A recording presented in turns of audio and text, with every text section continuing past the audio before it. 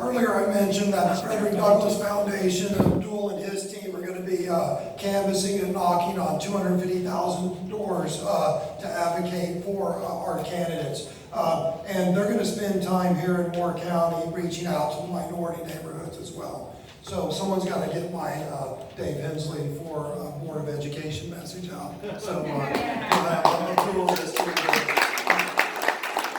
So the final speaker today is a man who is no stranger to Moore County, a man who does.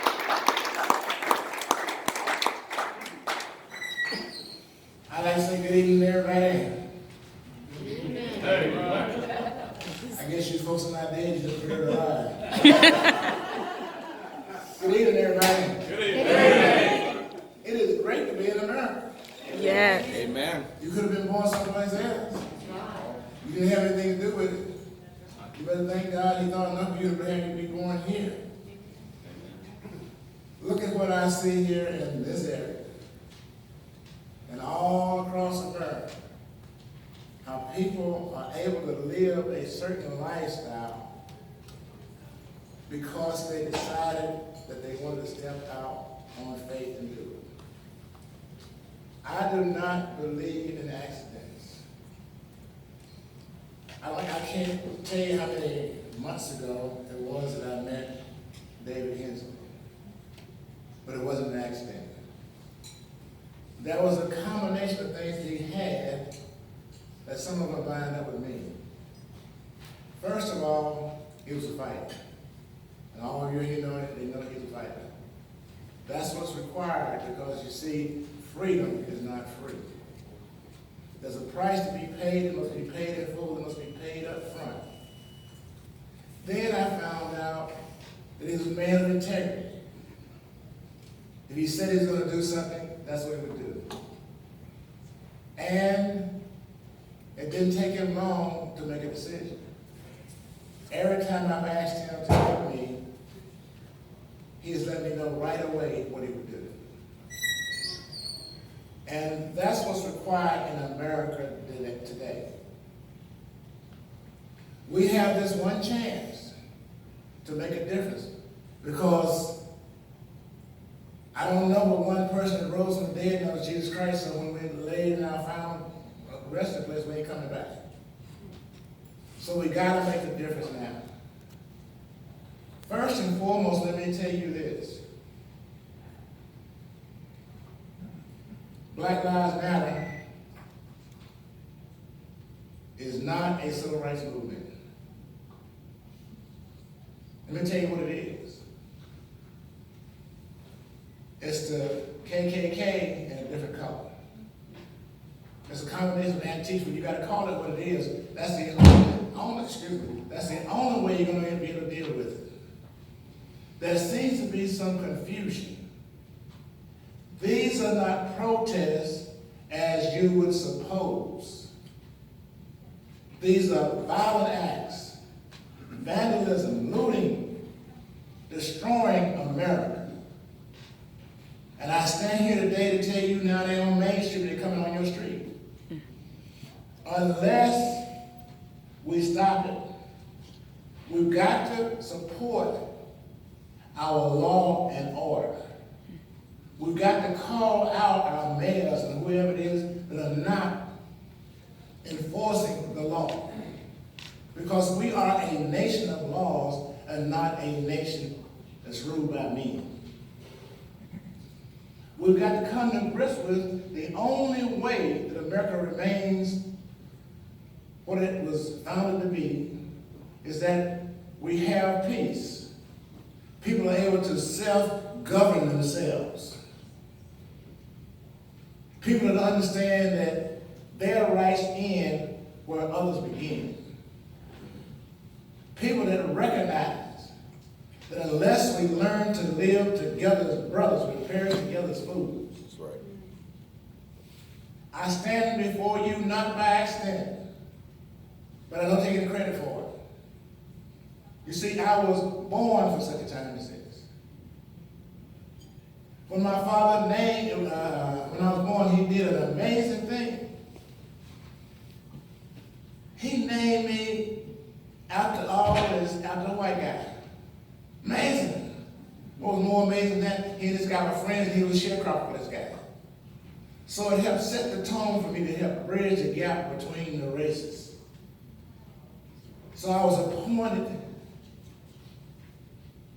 and as I moved forward, things have happened in my life. And when I sat at that lunch counter, it was 40 years before I was recognized. You see, my family was not a highbrow aristocratic family. My father had a third-grade education. Was one of the wisest men I've ever met in my life. Show you how wise he was. We didn't talk politics in our house. One day I came in here with all this knowledge about politics. Sitting down talking to my dad, and I said, the Democratic Party this, and the Democratic Party that. He said, they looked at me. Didn't say that word. Remember, this guy had a third-grade education. He said to me, son, you don't know your history. You don't know what the Republican Party has done when it comes to the black community. The 13th, the 14th, the 15th Amendment. It was 30 years before I realized that. You want to know why? I didn't see him who he was. He had the third grade education. I had the college degree. I'm the one that knew it all. But I found out something. A degree means you know something. It doesn't mean you know everything. We've got to come to grips with the time that we're living in right now and how important it is to face the challenges that we're facing right now. And anybody that's in the room that's fearful, if you do the things you fear, the death of fear is certain. You have to take courage. You see, if God be for me, who can be against me? I'm not concerned about what's going on in this country right now. I look for the movement of God in all these things. In Minneapolis, Minnesota, after the riots broke out, what followed was an evangelism breakout. Nobody talks about that. Had a revival.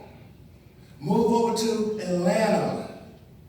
After a riots broke out there, 13,000 people broke out in revival. Nobody's talking about that. So I came here today to talk to you about a movement. You see, what Donald Trump did and what we did 60 years ago, as of February this year, we started one of the greatest movements of all time that changed the course of history in America. When black folks said, before I'll be a slave, I'll be buried in my grave and go home to my Lord and be free. When we sat down to stand up for freedom. When we said we're sick and tired of being sick and tired. When we put Jim Crow on trial and Jim Crow was found guilty. And that law, ladies and gentlemen, is no longer on the books. So when I hear people talking about racism in this day and time, I have to laugh at them. They don't know what it is.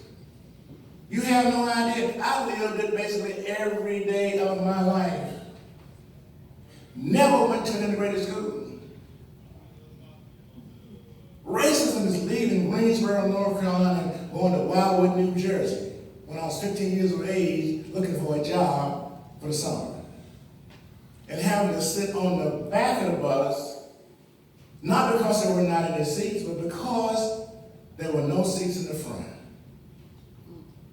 Racism is being in Fort Brooke, Alabama, in 1966 to 68 in the military, when George Wallace is the governor.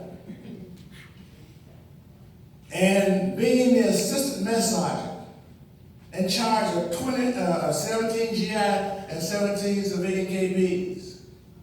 And having a black guy come to me and he says,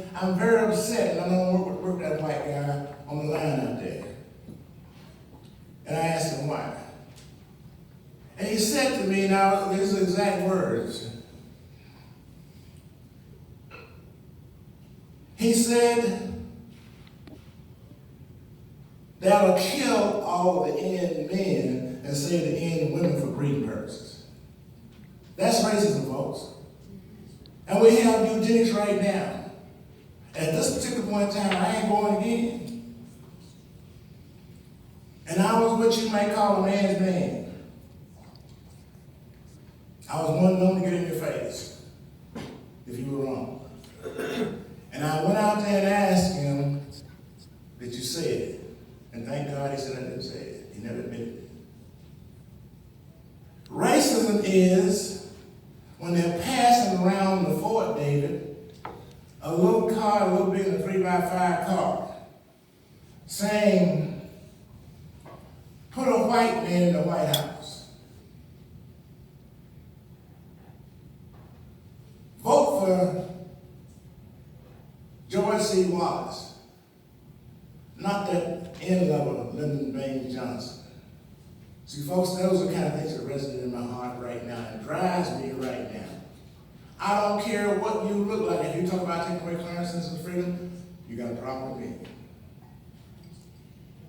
I never thought I would see a black man become the president of the United States. But I never voted for him either time.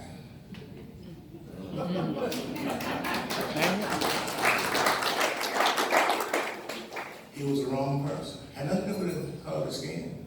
Had to do with the content of his character when it comes to what this country stands for. That's why when Donald Trump was running for president of the United States, I did invocation with him for 5 different times. And Mike Pence 4 or 5 times. That's why last year, on 2 different occasions, I was invited by him, the president, to come up and be recognized by him. In February of last year, and again in July, at the Lincoln Memorial. Now here's a guy, and it'll show you how great America is. And that's why I said America's great, folks, and you need to understand why it's great. Here's a kid that was born on what the society calls the wrong side of the tracks. Except there were no tracks to perform. I don't even have a birth certificate. I don't know what my parents told me. I don't know anything about my grandparents, not any of them. I'm the only person in my immediate family that graduated from college. But yet, I've had a certain degree of success. Because when I was called, I answered. See, you gotta answer the call, folks. Because you see, it's only a test. And the best hand you will ever find is at the end of your own arm. And so as of David, I don't know if I told you this before, as of yet, but I think it'll be on Saturday, when they are going to come to Greensboro, North Carolina, the Trump administration. And I'm going to do a video speaking at the Republican National Convention.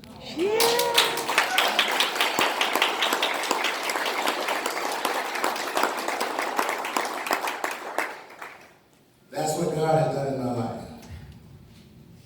They have given me 6 minutes when they only gave AOC 60 seconds. Ooh, that's all she needed.